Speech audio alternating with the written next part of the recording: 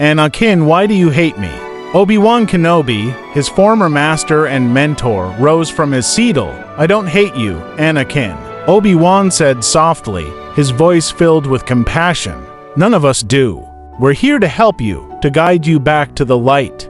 Anakin nodded, grateful for Obi-Wan's words. "Mace Windu, we don't hate you, Anakin, but we are concerned about the choices you've been making lately." Sazi Tian, a wise and respected member of the council, spoke up, his voice filled with empathy.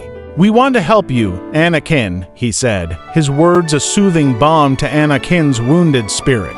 "But you must be willing to accept our guidance." Anakin nodded, his resolve strengthening with each word of encouragement. He knew that he had made mistakes, had strayed from the path of the Jedi, but he also knew that it wasn't too late to turn things around, to reclaim his place among the guardians of peace and justice in the galaxy.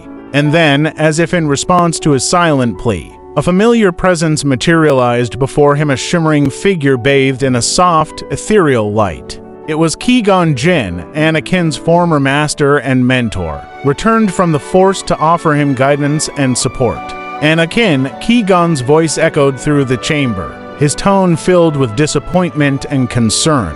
"You have strayed from the path of the Jedi, but it's not too late to find your way back." Anakin looked up at Qui-Gon, his heart filled with gratitude and hope. He knew that he had made mistakes, had allowed his fear and anger to cloud his judgment. But he also knew that with Qui-Gon's guidance, he could overcome any obstacle, could rise above the darkness that threatened to consume him.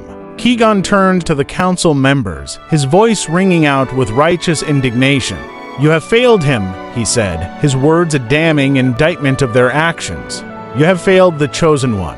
Anakin's heart swelled with a mixture of pride and sadness as he listened to Qui-Gon's words. He had always looked up to Qui-Gon, had admired his wisdom and strength of character, and yet now, he found himself facing his master's disappointment. His failures laid bare for all to see. Obi-Wan placed a comforting hand on Anakin's shoulder, silently offering his support and guidance. "We won't fail you, Anakin," he said, his voice filled with determination. "We'll help you find your way back to the light." Anakin looked up at Obi-Wan, his eyes filled with determination.